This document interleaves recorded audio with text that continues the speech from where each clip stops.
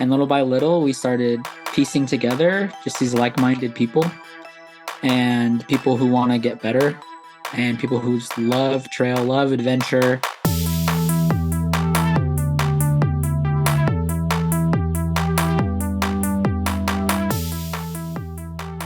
All right, guys. So here is the next episode of Light on the Trail podcast. I'm here with Aaron and Philip.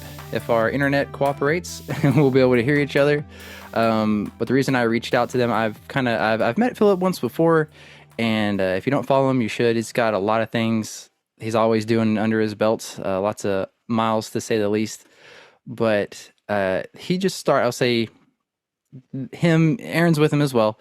But they just started up a running team, and we're going to get into that. So the High Plains Elite Team. So what kind of, and if you, they do have a Facebook page, they kind of have some stories in there, kind of what they have going on and all that. But so guys, first off, thank y'all so much for being here. I do appreciate it. Let me pick your brain for a second. What was the reasoning behind that? And what was the kind of the final push? Were y'all just sitting around talking about it? Or what kind of gave you the final push to want to start this team? I'll go first. So I'm not originally from Texas. I moved here in 2019. I was born and raised in Anchorage, Alaska. And when I moved here, I wanted to start running again. And I think like many people, when they start again, it can be a lonely endeavor. So when I discovered Palladero Canyon and just the beauty and the trails, and I'm like, you can run down here, you can train down here. And just through work, I'm a teacher, and so is Aaron.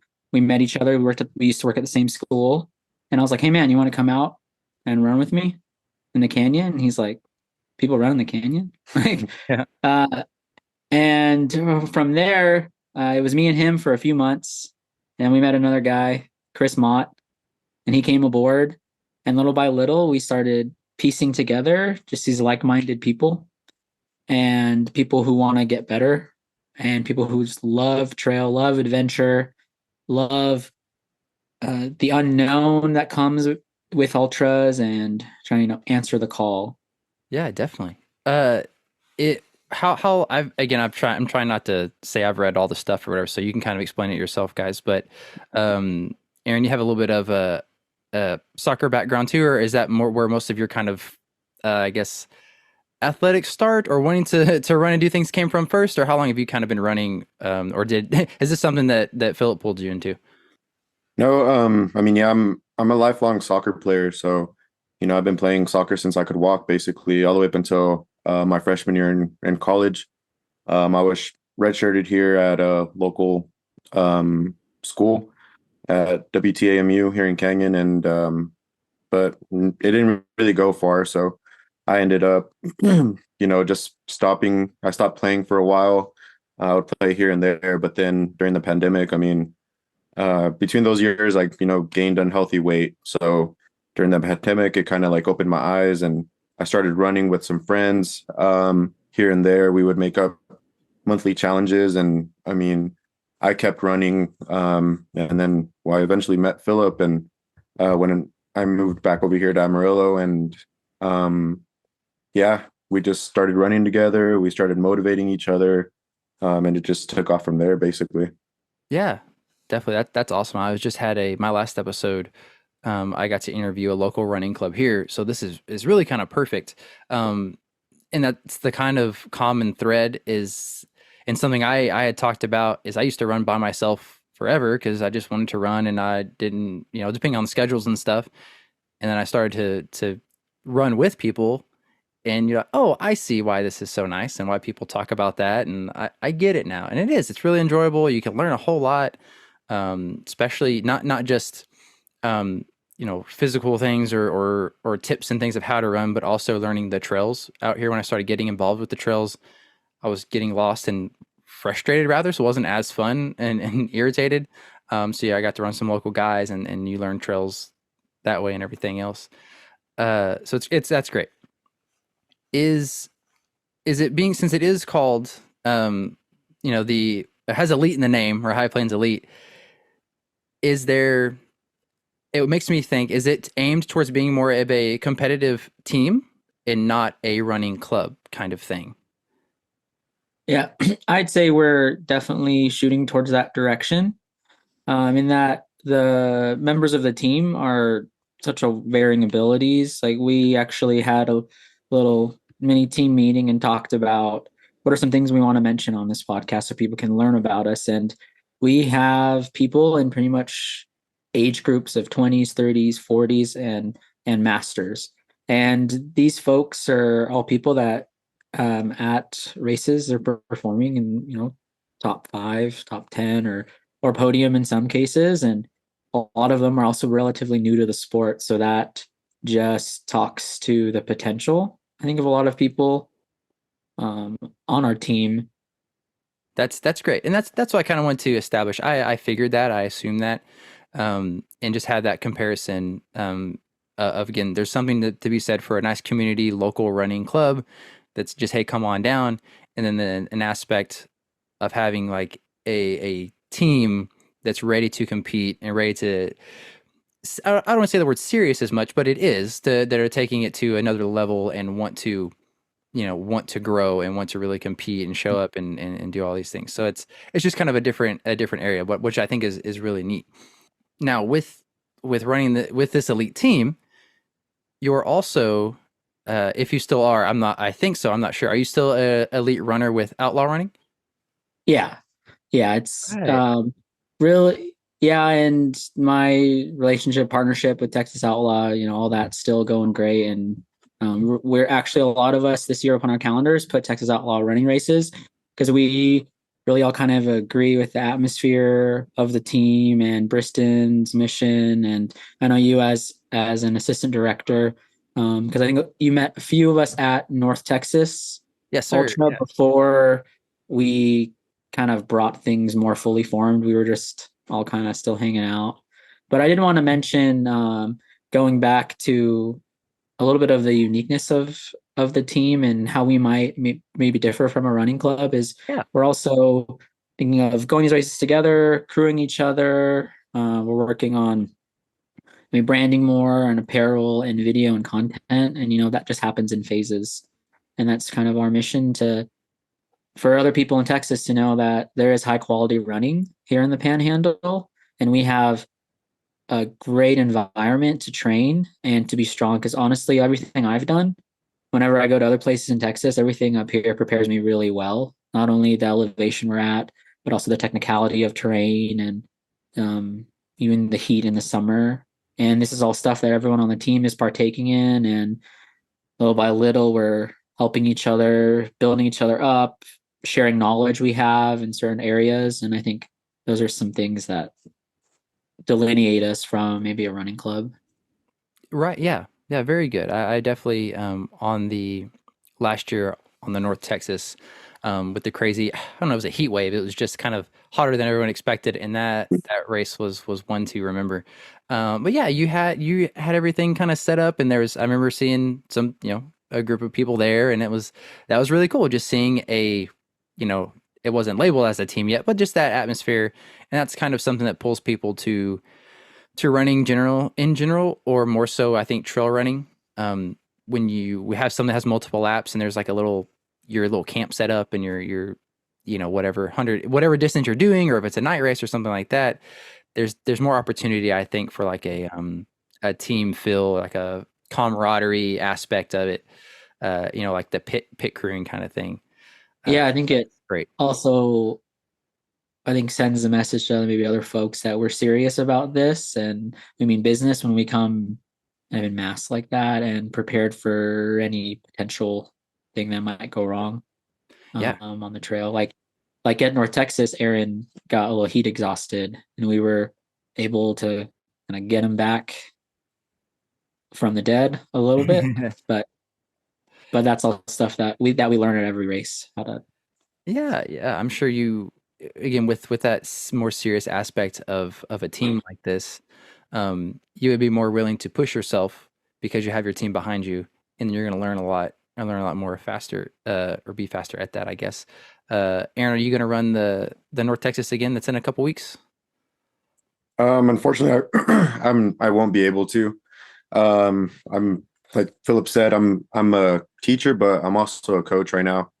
we're getting started on track season, so unfortunately that won't let me, get into that just yet. But I am looking into doing the West Texas Ultra, which is over here closer to home, and doing Chupacabra as well, and a few other Texas Outlaw races. I mean, just like Philip said, I mean, the atmosphere is just great. We love going to the races out there, and we go as a team, and yeah, just like you described too.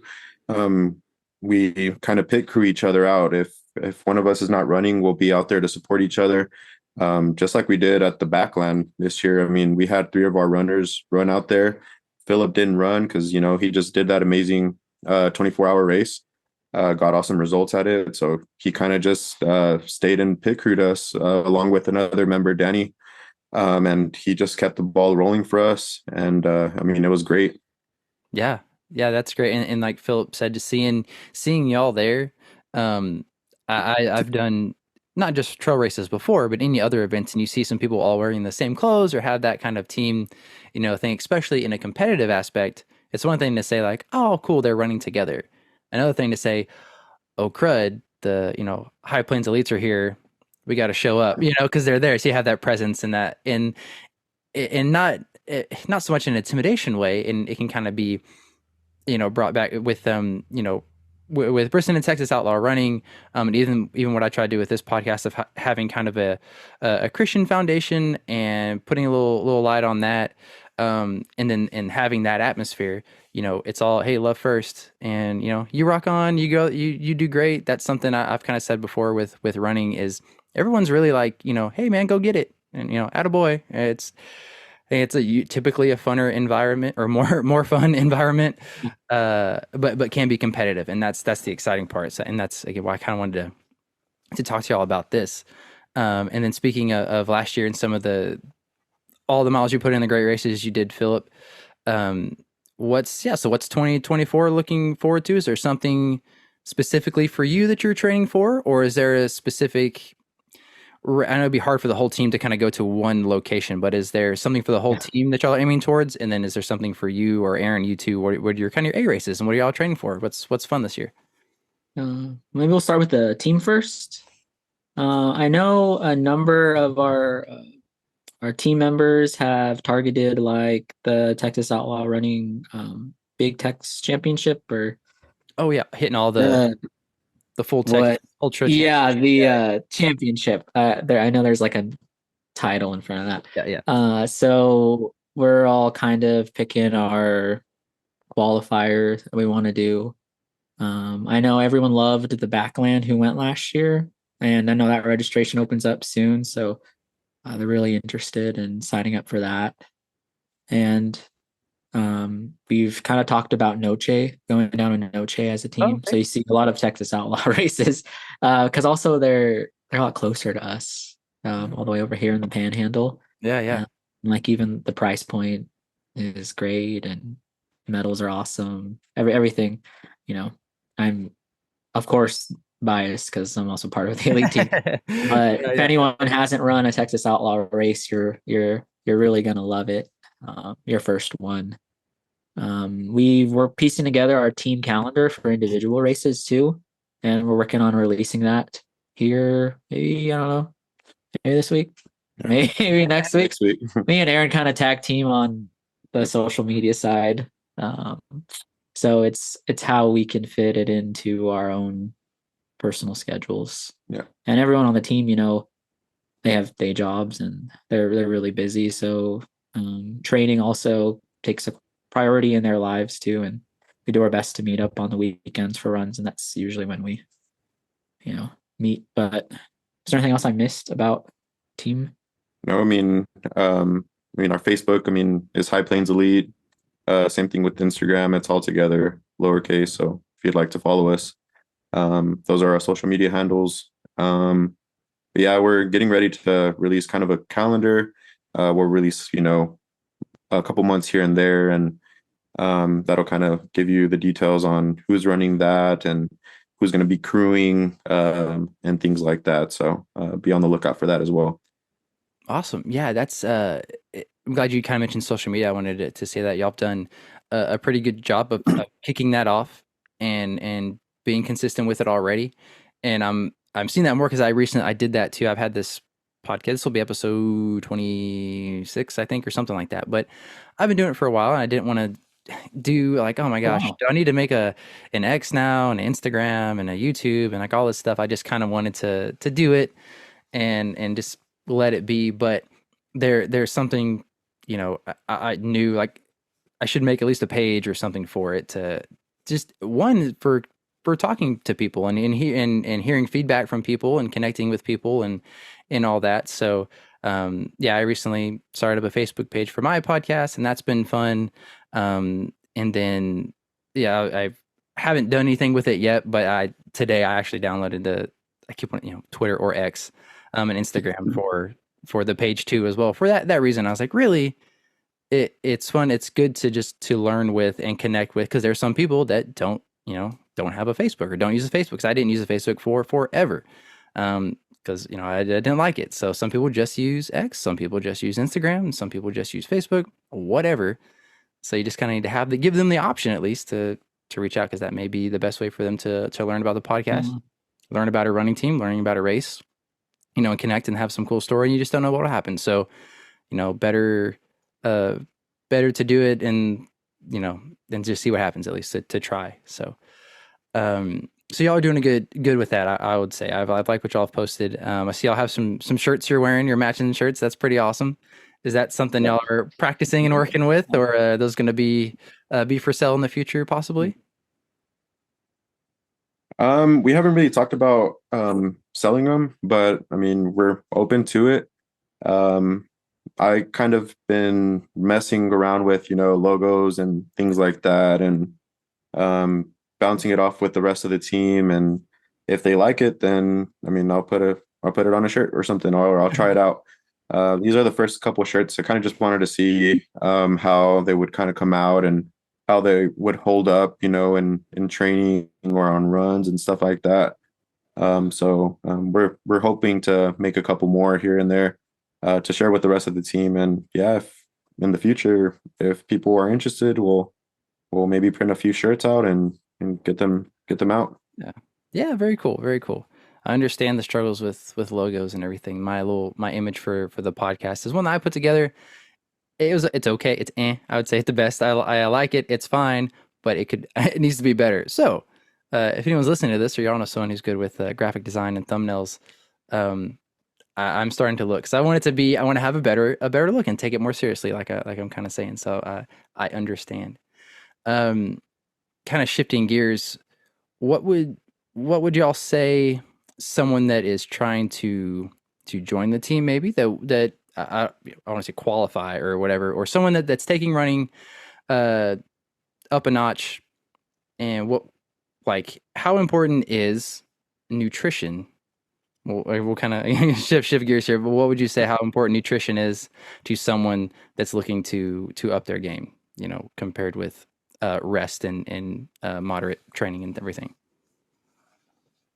That's so important. I'll go first and I'll let you go. Sorry. Yeah, we have different takes on it. Yeah, I like to stress test anything I'm going to use in a race. And I think that's really important for anyone who's planning to race. And I think the purpose of training is to practice racing or practice what you're going to do on race day.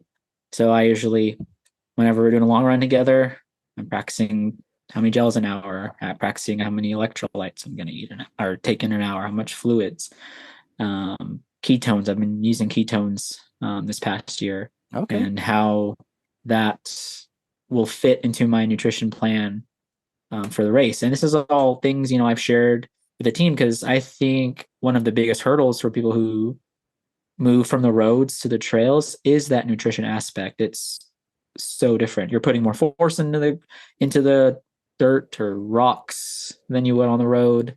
Your energy output's more. You need more calories. You need more carbs in. You're going to be sweating so much. You need electrolytes to help keep your levels up, so there's less likelihood to cramp. How to troubleshoot if you get an upset stomach, things like that. Right. Come from practicing in a long run, practicing and practicing in races. And yeah, that's kind of was my take on nutrition. I've bounced around the past few years, and what I have now, I think is doing pretty well. I mean, it worked really well. This is my last long race, so hopefully it continues to work this year. Right. Hopefully. Yeah. Yeah, I'll let Aaron go Okay. about his stuff. Yeah, I mean, we have what works for him doesn't always work for me. So, I try to use the stuff that, he kind of uses. Right now, I'm kind of leaning towards what he's using. But yeah, I try to practice as much as I can as far as nutrition and stuff like that. I'm really big into taking sodium during races because I'm a heavy sweater.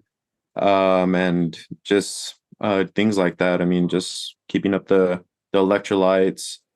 As far as rest, I mean, we have pretty different cycles or levels of rest that we kind of partake in. Um, for me, I can function pretty well on maybe 5 or 6 hours of sleep. And Philip, I mean, he needs a lot more.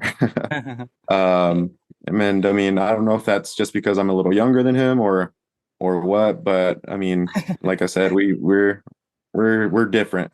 So I mean, things that work for us may not work for everyone else, but we do like to bounce off ideas to, our friends, our running group, or just anybody that, asks us questions. We kind of tell them what works for us and kind of if they want to try it out, then cool. Right. And that's kind of what I've leaned into and have told people as well. Um, it's in like you were first saying, Philip, like you have to try it out. What works for some people may not work for other people. Generally, this thing is okay, but hey, maybe it's not after you've been running for 3 hours or you've taken in, this many gels or whatever, X of these things, and your stomach's like, hey, what are you doing? No, we're not having that. So, right, testing it in use, and then also testing other things. Because when you get to a race and you go to their aid stations, they may not have what you're used to, or you may have run out or forgot something, right? And you just need to test your stomach and see how comfortable it is when you throw stuff at it under stress in an effort when you're working and all that. And I would say the same thing goes um, outside of running. You know, be conscious of what you're eating and putting in your body because if you're ready to perform and you have a race coming up or insert, hard training day, will have you fed yourself correctly for your body to be fueled and have an output that you want. Um, but I'm so much of like a sleep baby, Nati. My wife gives me gives me a mess for that all the time because I want to go to bed at this time, and I'm more of a morning person anyway, so I want to go to bed, uh, sooner and get up earlier or have so many hours of rest and everything. But sleep is I've heard too many people talk how well sleep is and what it can do for you in recovering and how important all that is.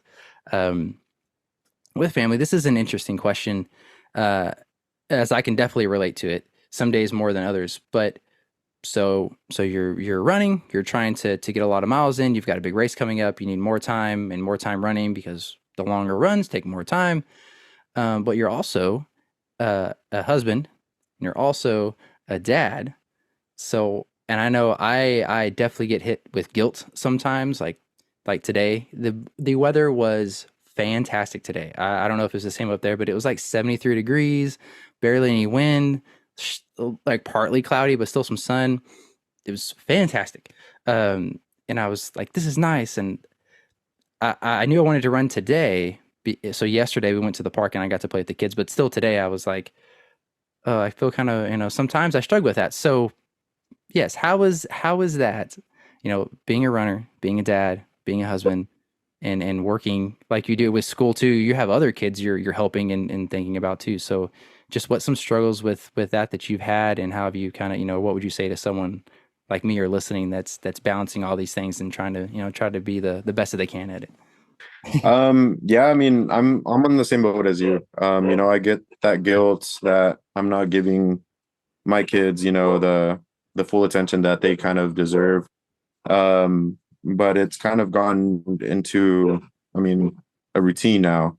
They know that I try to get on my long or my runs and during the week in the morning if I can. If not, then I have to wait until I help put them down to bed or something like that, you know. On the weekends, my wife kind of knows that I have to have a long run on the weekend at some point, whether that be on Saturday morning or Sunday morning. Generally, I try to not keep it more than past noon, just because I'd like to have, you know, that second half of the day with them, and not too long, you know, spend too much time, you know, for myself. For the most part, I mean, my energy is it's managed pretty well. I'm not tired whenever I get home from work. My job, I mean, yeah, it's very tiring sometimes, but for the most part, I feel like I'm managing that pretty well. I'm not just kind of going home and moping around. I play with my daughters, my three daughters, as much as I can, and whether that, you know, that's going to the park or just going just outside or something. I feel like I'm managing that pretty well for the most part. Good. All right. Yeah. Yeah, and Aaron's actually, oh yeah, Aaron's actually a really good example of balancing all those things. Like honestly, he does it way better than I do, to be honest. And he has one whole, like, more child than I do. I have two young boys, and so for me, a lot of it is going to bed when they go to bed and waking up before they wake up and doing the bulk of my training. So I have a lot of like 4:30. Like today, this morning, me and Aaron, we both did a workout at a track, and we met at like a little after 5, and then I was able to get home like 6:45. So I had to help get him ready for school and things. And it's kind of cool that my my sons, they know like dad's going to go run, or dad's going to he has to do some exercises or some lifts in the room. So it's kind of become part of our routine as a family. And like I'll take them to the gym, and there's daycare at the gym, fortunately, and they'll do that. They love to come to races and run around. And I think the first year I did Noche, we camped, and they just thought it was the coolest thing ever. And they stayed up, you know, Yeah. all night basically. And I think also, the thing that both of our wives and a lot of the wives of and of the members of our team, they all understand that this is something that we all really care about, and we're investing a lot of time, and they give us a lot of grace in this time that we're away from family.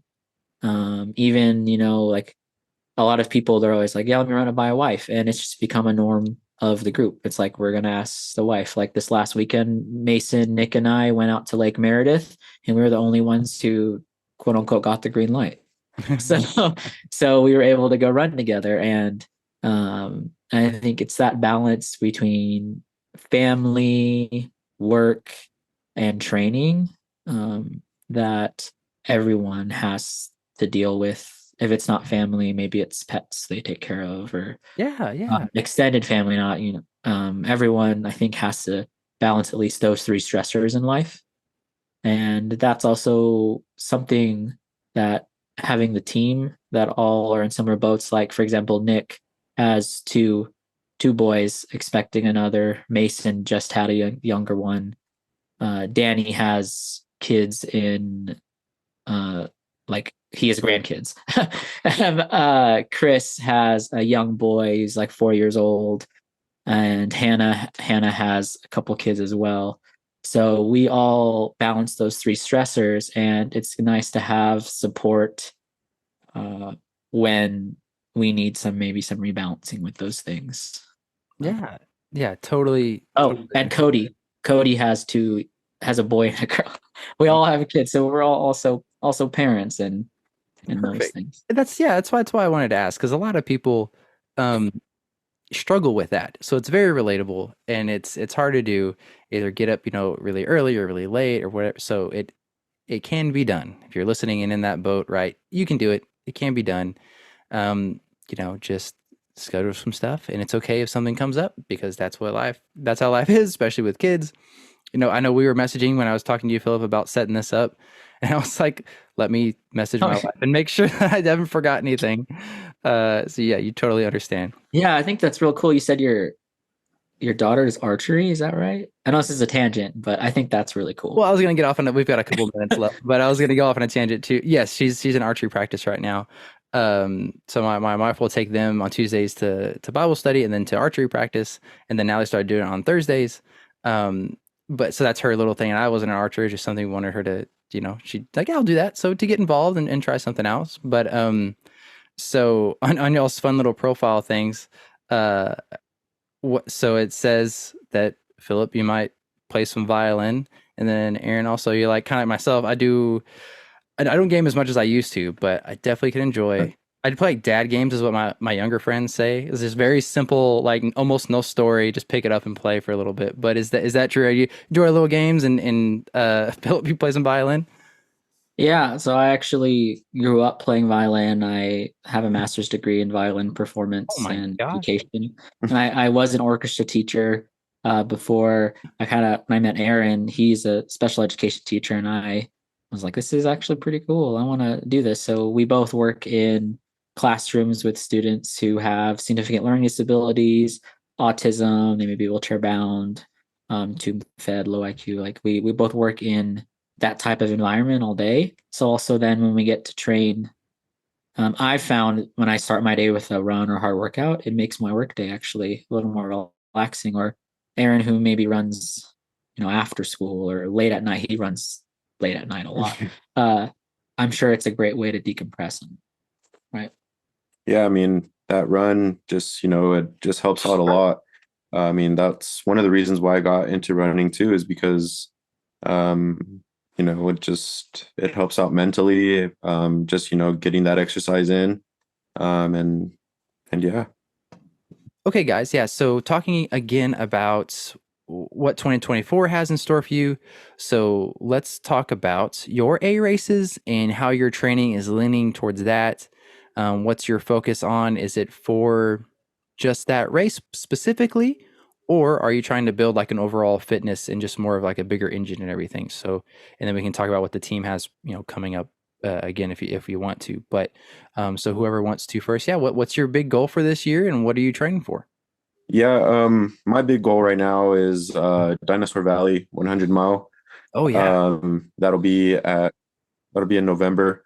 So that's my A race right now. I'm just trying to, maintain the fitness aspect and get a little bit more fit and, just get faster, stronger, things like that. I have some races, that I'm kind of want to do really well in. I mentioned it earlier, Chupacabra.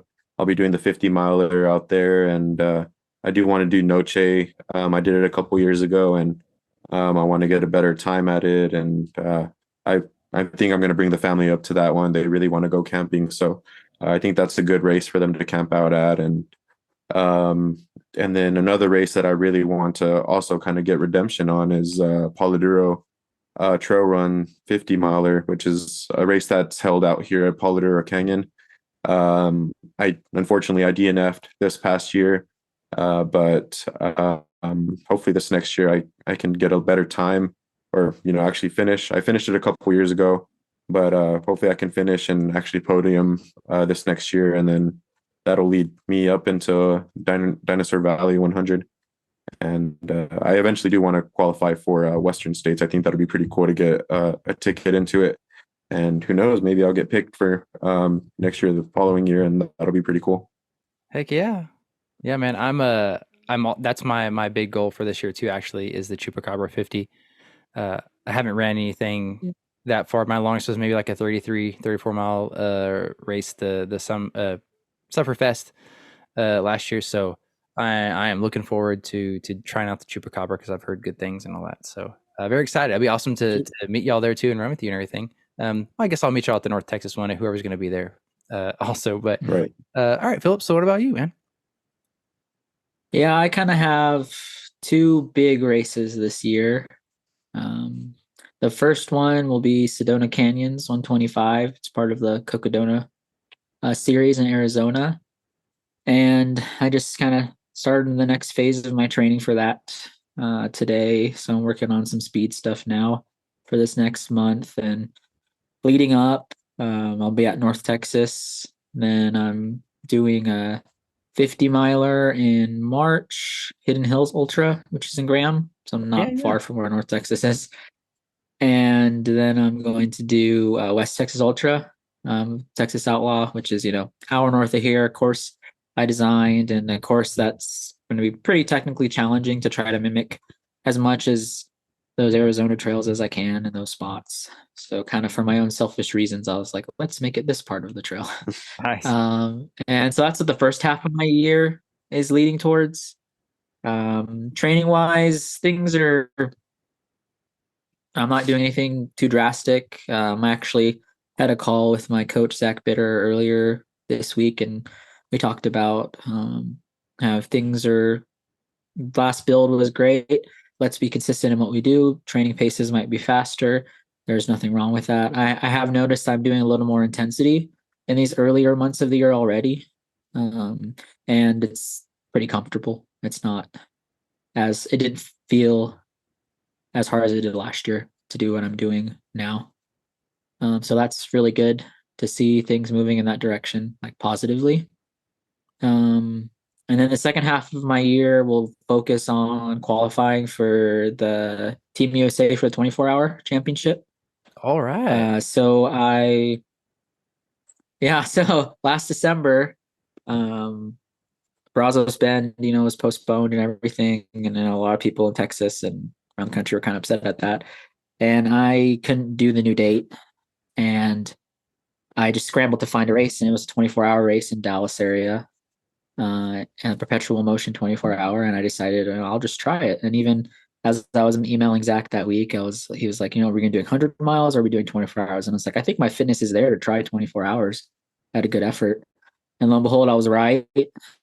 I ran a little over 131 miles and learned a lot, and it felt like there was still more to be had in that. So this year, me and him talked about making it a focus because to qualify for the team, the minimum standard is 140 miles in 24 hours. And the team, like actual standard, is 145. They take 6 on the team and 3 alternates. So I know there's a bunch of great runners in the country right now. The 3 spots have already been taken. So there's really three up for grabs. And there is a way onto the team if you win the US championship in the year before, you get and you've hit the standard, you get on the team Wow. regardless. So this year it will be at the FatOx 24-hour in Goodyear, Arizona, and that's November 23rd. So that's what my second half. So I'm going to Arizona a few times this year Yeah, yeah. to see what to test my abilities over there, and races leading up to that in November. I don't know yet. Just things are starting to get really more focused on Sedona, and there I want to do really well, um, and really push my limit and see how far to the front I can run in that much of a high stakes race. So Yeah, that would be you've got the track record. Not referring to track, but you've definitely put the miles in and everything. I've seen followed you for a while and everything. So you've got the steps I've seen leading into that. That's awesome. And it's nice, I guess. So they're both kind of in Arizona, one kind of earlier in the year and later in the year. That's really cool. Yeah, that's really cool. I hope you get to perform on that and rep the team. Um, Speaking of with the the USA team yeah. is awesome. Um, is that something y'all thought about for the team? Like, have y'all tossed around the idea of like, okay, what's the allowance, or is there like, if someone wants to join and they're looking for a local club thing, or they're trying whatever, has there been like a qualifying kind of talk thing for the team tossed around? How do you approach that? I'll take this one. You can chime in. So really, yeah, the core group of us, how we started introducing more people. So earlier I talked about it was me and Aaron, and then I heard this guy Chris running in the canyon, and we're like, "Hey, come join us." And then we heard of Mason and Nick running in the canyon. We're like, "Hey, you guys want to come join us?" And the same happened with Cody, and Chris invited Hannah and I invited Danny. And when we invite someone to run with us, we kind of, fill it out. It's not like pace, fitness, it doesn't really matter to us. It's more of, are they committed to bettering themselves? Because it's a slog. It's week after week showing up. Like, we invited people, they show up, they don't show up again. We extend an invitation, they don't show up again. So for us, it's, yes, elite and how we want to perform and at races, but also how we consider our level of training, and that we're not necessarily hobby runners. We're putting in work. We're training in phases. We're focusing on rest, nutrition, those other things that we've kind of touched on, and just from there, it's evolved. And our core group is great, and we support each other really well. And we're still not even like, we've all known each other maybe a year and a half, and we're just getting started in the potential of all of our runners. I know this year may seem like it's polarized towards one or two runners on the team, and because a lot of the other folks are still new, and like maybe the furthest they've gone is 50 miles, and we're working on extending that limit and seeing what good consistent training can lead to. Um, Yeah. Yeah, I mean, we're just trying to see, it's just get those people that want to be competitive, but not only that, just be, consistent through running, through training, things like that. And I mean, it's more, I mean, we're a team, but we're more of a family for the most part now too, because I mean, we've gone all our families together. To we had a, unfortunately Philip wasn't able to come for this, but we had a Christmas party. His wife came and kids came, and we got all together. We had some, Chris was able to host that. He offered to host it. He had some activities for the kids to do, and our spouses, they got to know each other, and they get along pretty well too. So I mean, it's pretty awesome to see all that come together. Very cool. Yeah, that's really awesome.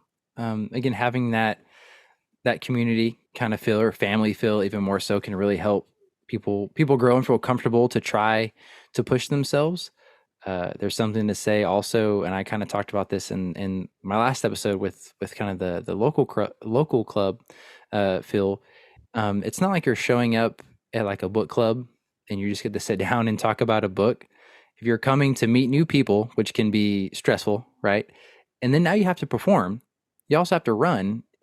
So having an environment that's very friendly and you feel welcome to and trustworthy, that like, all right, we're going to push ourselves, or it's a night run, or you're hitting mile 40 of a 50 and like you're about to get into a low, but having that trust and understanding with your team, like they're going to get me through it, is going to, probably skyrocket a performance versus, lonely Joe out there in the woods by himself. And he's like, why am I doing this? I'm done. So it has a lot to do. You're doing, yeah, I think y'all are doing some great stuff. Lastly here, well, I would say lastly, but another question, which should be, I think, kind of fun real quick, but uh, talking about gear can be interesting sometimes as well. But is there anything recently, or it doesn't have to be recent, a piece of gear, sock, hat, shirt, whatever that you've gotten that you just like totally love and that's just fun to go with, or like your go-to, like if you're going to have a fast day, you're going to have a serious day, is something you've enjoyed for, whatever it may be? Um, as far as gear, I mean, I mean, I recently became an ambassador for Alter Ego Running. Oh, hey. Their hats are, I mean, I like their hats a lot. It I've actually gone to, what I like about them is they just like Philip said, I go out on really late runs for the most part, so it's dark. Their hats have reflective letters right here, so cars can see me and stuff like that, where I'm running on the road, things like that. And for the most part, I mean, I think that's as far as gear and stuff. That's what I use for the most part. But yeah. So I found these really cool pair of gloves recently because it was really cold up here in the Panhandle, like single digits and Yeah. negative degrees. And I was like, these gloves are awesome because they were gloves, but they're also I could also turn it into a mitten Oh, if it okay. got extra windy, which it always gets up here. And so I could turn it into a mitten, and then it kept my fingers just out of the wind a little bit and pretty warm. And then with that, I've been trying to practice with poles a lot, and it's just right now it's pretty cumbersome. Hopefully it gets better. I mean, I skied in high school. It's not the same on the trail. Gosh. So just getting used to that type of equipment that I'll definitely need at Sedona. Um, Yeah, yeah, it's smart again. and Like yeah, I with was really excited for those gloves. They're also bright yellow. So, oh, sorry, it's like way yeah. delayed. I was just gonna say it's nice. Like we mentioned that, like if you're trying something, you're gonna need something in a race to try it out. Um, actually do it, not just the day of. So, but what the color and style of them or the brand? What were you saying? Yeah, so they're craft gloves and they're like neon yellow. So I think that's just kind of cool too. People can see me from a mile away. And my poles are bright pink because I'm really short and I'm have a women's colorway for Oh no, them. Yeah, that's fantastic. but Awesome. Awesome, guys. Well, thank y'all so much for being here. Real quick again, where can people find you and like what's coming up with the team and everything? What's all your kind of social handles and all that good stuff? Yeah, so we have for now we have Facebook and Instagram. Facebook High Plains Elite has this windmill on it right there. Same thing with Instagram. It's High Plains Elite all together. On there you can see what we're all about. You can see the members of our running group right now and some cool little fun facts and what we kind of are looking forward to. And here pretty soon we'll be hopefully launching a little bit more apparel if we can, or for sure in a couple weeks we'll be putting out our race calendar of what each member of our team is going to go ahead and do, and even who's going to help crew that for those races and things like that. So Awesome. Yeah, yeah. fantastic. Yeah. Thank you guys so much. Thank you, Aaron. Thank you, Philip. Bless y'all. Bless your families. I appreciate y'all for taking the time to get on here and do this like we talked about with bouncing and everything. And we'll stay in touch. I'm sure I'll see y'all at the race, and I look forward to it. Okay, sounds good. Thanks. Take care. Bye, guys.